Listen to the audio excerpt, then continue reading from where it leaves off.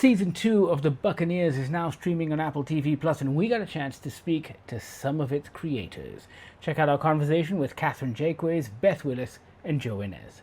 Welcome back. Congratulations on Season 2. Thank you.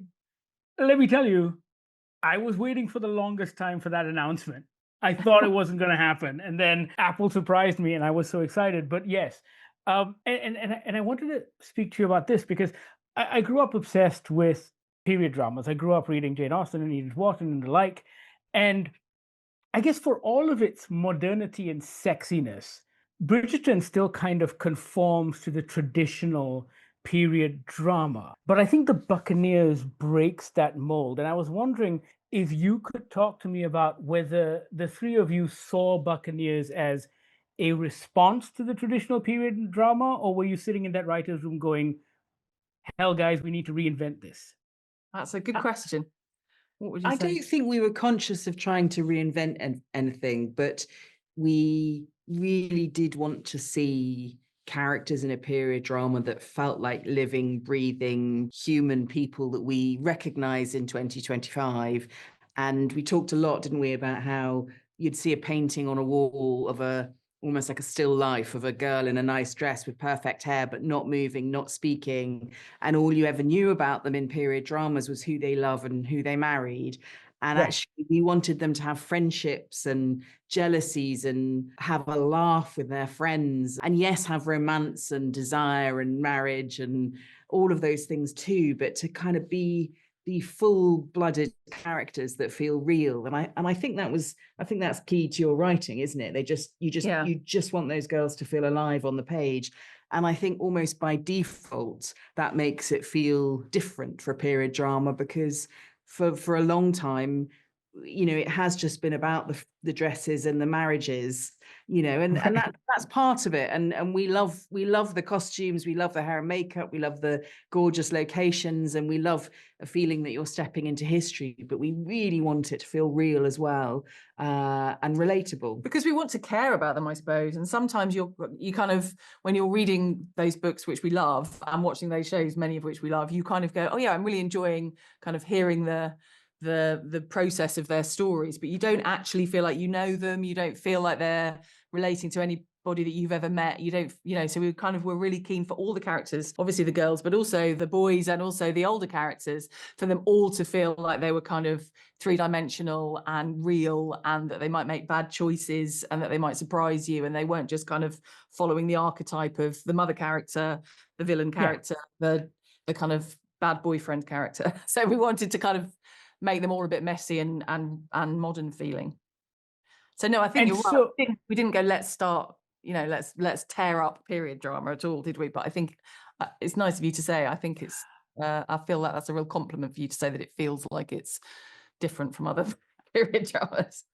It is, and I think that's what excited me most about the series. But from what you guys were saying, there's a lot of rule breaking going on with regards to how you approach Buccaneers. And I'm curious, costume, music, casting, it's all there. And was it just that slippery slope? You broke one rule and then you went, you know what? Let's go nuts. I think the casting, it was a huge, long process with the casting, and we got so lucky with all the people that we found, and we had a huge, big search for it. And we managed to find the girls. We wanted them to feel, again, modern and accessible and sort of like the kind of people that you might want to be friends with, or that you might meet sort of down the pub. But in terms of the music, you should speak about the music because you're the expert in the music. That was something that came a little bit later in the process, wasn't it? Yeah, I think it was just, we wanted an audience in 2025 to be able to watch the show and recognize the feelings that those girls are having. We've all kind of cried to a Taylor Swift song or laughed to a Taylor Swift song. And when you put a Taylor Swift song over a kind of scene of one of our girls experience heartbreak or love, it just bridges the gap between the kind of girls in the 1800s and the audience now. And I think it just invites you into the story more. And kind of, as Katherine says, kind of you just care that kind of extra bit more. We also wanted a really fun show to watch. In series 2, we really allowed our hair and makeup artists to go wild with it and really give them a glow up. And, and we've got the soundtrack again. And I think all of those elements make it a really fun show to watch. And we really want the audience to find it pleasurable experience watching it. You know, we really, the last thing we want to do is be earnest. I think Joe hit the nail on the head with accessibility. I mean, the music plays a very important part in making the series accessible, I guess, to every generation. However, was there a conversation about authenticity versus accessibility? Is there an ongoing conversation that you guys are having? Authentic to the time period, do you mean? Yeah, sorry. Yeah, well, obviously the music, we've kind of gone past that being that ship has sailed. But in the early days, we wondered about it. We had various different versions of how the music might work. But as soon as we hit on this idea of it being entirely contemporary feeling music and non-diegetic music, we kind of it felt so right for it. In terms of the other elements, I mean, I try and not have the girls say anything that would have been completely crazy for them to say in the time period. You don't want to be pulled out of the drama going, oh, that's a really modern word. Yes. But, you know, it might be delivered in a very kind of relaxed way, or, you know, the fact that they'll be making a joke feels quite modern. And, Yes. you know, or they'll be observational about each other's behavioural traits, and all of those things feel quite like a contemporary drama, I suppose. And sometimes we probably give them slightly more modern sensibilities in terms of how articulate they're able to be about their emotions. And I think often that doesn't happen in period drama or in period books, because sometimes the concepts of the kind of the way that they're understanding their feelings are probably more modern than they.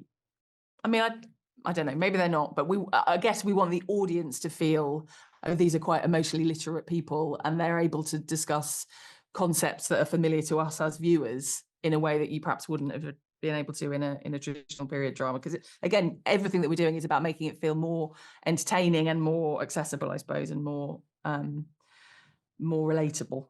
Well, I can tell you this, it's worked because it's really thank you. good. And with season 2 as well, it's as good as it ever was. So thank you so much. I'm having a blast. It's great. Oh, Thank you. thank you. Thank So you. nice to talk to you. I'm all out of time, but cheers. Thanks. Thank you so much. For the people we love. Season 2 of The Buccaneers is now streaming on Apple TV Plus. Check it out. Let us know what you think. Sound off in the comments. And thank you so much for watching.